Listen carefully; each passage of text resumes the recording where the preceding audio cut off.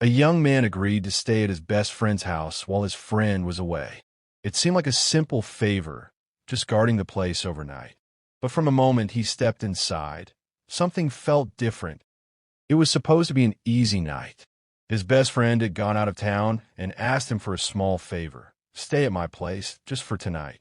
The house will be empty otherwise. He agreed without hesitation. After all, what could possibly go wrong in a quiet suburban home? The evening began normally enough. He dropped his bag by the couch, grabbed a soda from the fridge, and sat down, ready to scroll his phone and watch some late-night shows. But the moment he closed the front door, something shifted in the air. The silence inside the house was too thick, unnatural, almost like the walls themselves were holding their breath. He brushed it off, convincing himself it was just his imagination. Every house creaks.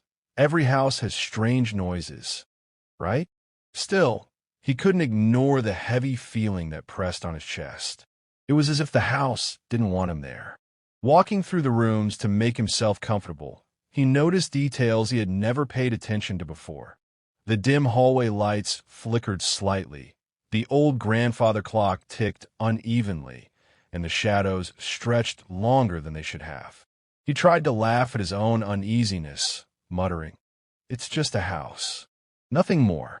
Yet, the farther the night dragged on, the more he realized he wasn't as alone as he thought. His friend's house had a presence, a silence that wasn't empty but watchful. The first outline ends with him sitting back on the couch, trying to relax, but feeling that someone, or something, was quietly observing him from the darkened corners of the home. He tried to relax in the living room, scrolling his phone.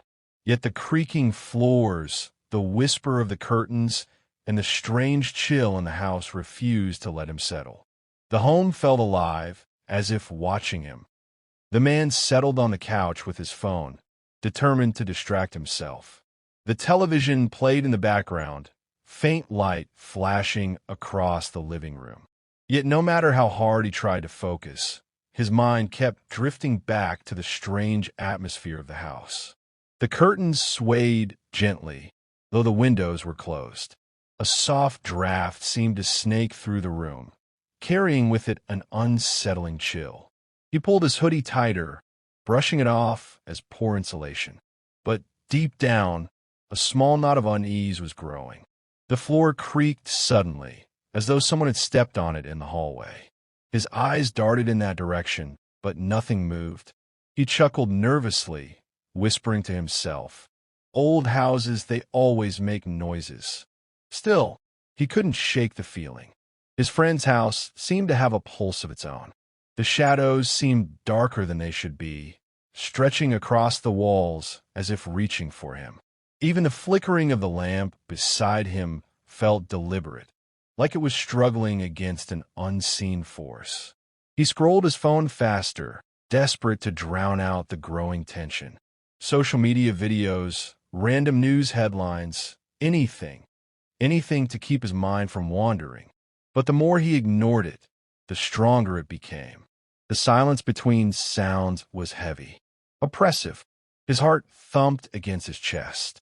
Every small noise, a ticking clock, the hum of the refrigerator, even the rustle of his own clothes, was amplified. He felt watched, not by the house itself, but by something within it, something patient, something waiting. When the lights flickered again, longer this time, he froze. A thought struck him with icy clarity. Maybe he wasn't as alone as he believed. Hours passed. Then came the sound. Faint, slow, deliberate footsteps in the hallway. He froze, holding his breath. But when he checked, the hallway was empty. The night stretched on endlessly. He had dozed lightly on the couch, phone slipping from his hand, when a sound jolted him awake. At first, he thought it was part of his dream. But then it came again, clear, deliberate. Footsteps, slow, heavy, coming from the hallway just beyond the living room. His heart skipped a beat. He sat perfectly still, his ears straining. The sound was faint but unmistakable, the rhythm of someone walking on wooden floors. He whispered to himself. Maybe a neighbor? Maybe the sound carried through the walls. But even as he tried to reason, he knew the truth. The sound was inside this very house. Gripping his phone, he switched on the flashlight. The thin beam cut through the darkness as he forced himself to rise. Each step he took toward the hallway felt like a battle, his legs heavy with dread. The hallway stretched before him, silent and empty. The light revealed nothing but the old carpet and the family portraits hanging crookedly on the walls. Yet the silence was worse than the sound. It felt staged, like something was hiding just beyond his vision. His breathing quickened. He stood frozen, waiting. The house seemed to be holding its breath with him. For a moment, there was only silence, then creak. A floorboard groaned under unseen weight, right behind him. He spun around instantly, shining the light across the living room. Nothing, just the empty furniture, the curtains swaying slightly. His pulse thundered in his ears. It was then he realized whatever was in the house didn't want to be seen. It wanted him to know it was there, and it was waiting. Suddenly, the lights flickered. A door upstairs slammed shut on its own. His heart pounded as if someone unseen was sharing the space with him. He stood frozen in the hallway, phone flashlight trembling in his hand. The silence was unbearable, thick like a weight pressing down on his chest. Then, without warning, the ceiling lights above him flickered violently, buzzing as if struggling against some unseen interference. His pulse quickened. He whispered, "It's just electricity, just bad wiring." But before the thought could even calm him, a deafening bang echoed through the house. The upstairs door had slammed shut. The sound was so sudden, so forceful, it rattled the walls. He stumbled back against the staircase railing, his breath shallow. No one else was here. He knew it. Yet, the slam carried a message. You are not alone. His mind raced for explanations. Wind? No. The windows were locked tight. An intruder? He would have heard footsteps. Ghost? The very idea made his skin crawl, but it was harder and harder to deny. The house suddenly felt smaller, tighter, like it was closing in on him. The air was icy now, the kind of cold that sinks deep into the bones. His fingers shook as he pointed the phone's light toward the staircase. The beam revealed nothing but shadows stretching upward into darkness. And then a soft creak, the unmistakable groan of footsteps descending the stairs. He froze, eyes locked on the steps, waiting for something, someone, to appear. But the staircase remained empty. Only the sound moved closer. His heart pounded so hard he thought it might burst from his chest. He backed slowly into the living room, whispering under his breath, "Not real, not real." Yet every flicker of the lights, every shifting shadow told him otherwise. Something was moving in the house with him, something that wanted to be noticed. In panic, he looked around and found an old photo album on the shelf. Every family picture had faces scratched out. The deeper he looked, the stronger the dread became.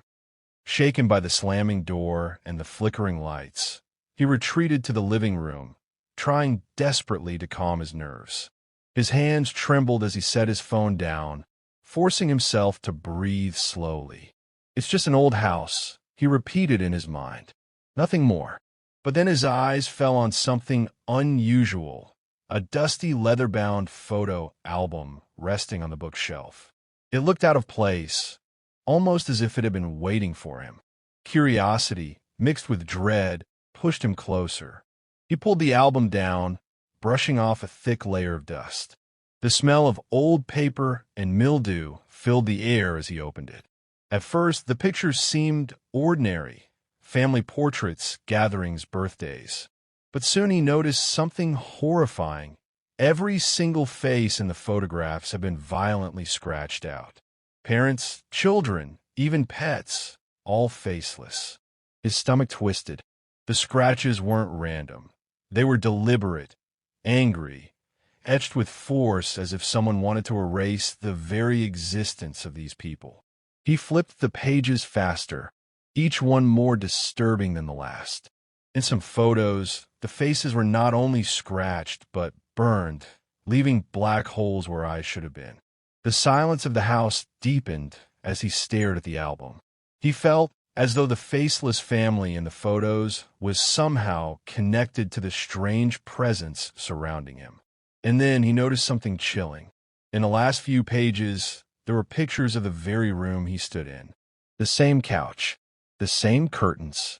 But in the background of each photo, a tall, dark silhouette lingered, always watching. The realization made his blood run cold. This wasn't just a photo album. It was a Then it appeared, a dark figure standing by the window, unmoving, watching him. Its eyes glowed faintly in the dark, piercing straight into his soul. His hand shook as he slammed the album shut and placed it back on the shelf. His heartbeat thundered in his ears. The house felt heavier now, like every corner was filled with eyes, silently watching him. He tried to steady himself, gripping the phone flashlight as though it was his only weapon against the darkness. For a moment, all was still. Then, something caught his attention. By the far end of the room, near the window, a shadow seemed thicker than the rest. At first, he told himself it was just the curtains. But when the curtains swayed gently to the side, he saw it.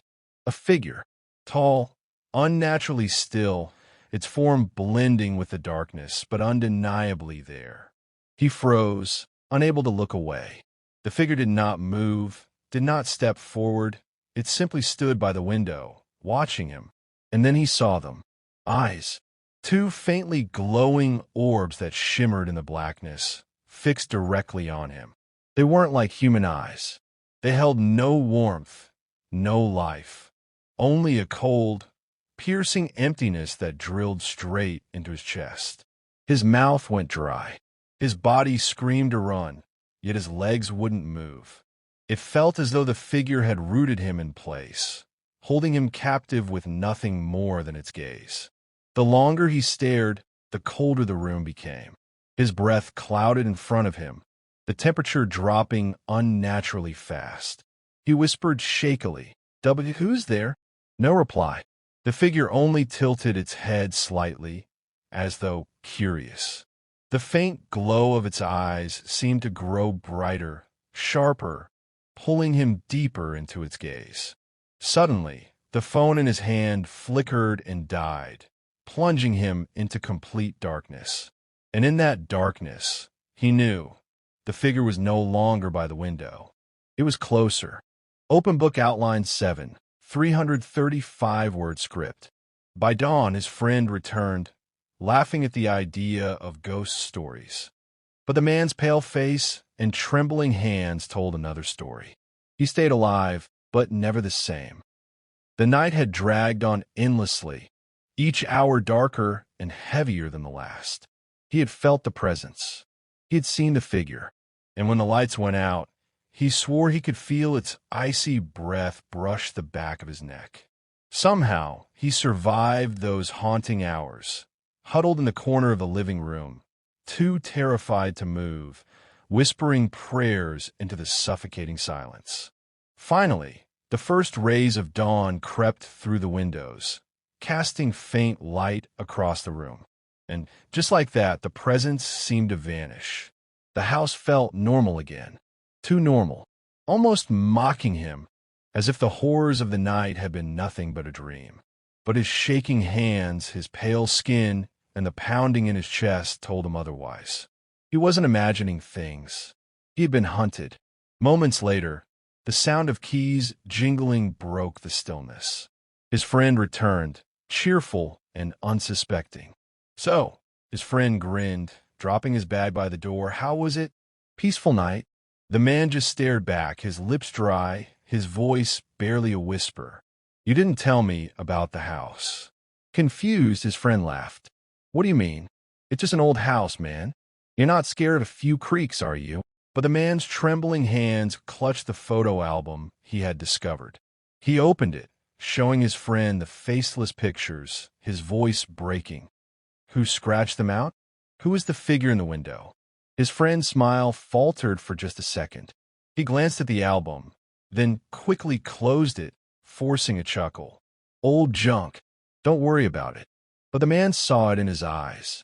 His friend knew, and though the sun had risen, he realized the darkness of that house would follow him forever. He had made it through the night, but he would never truly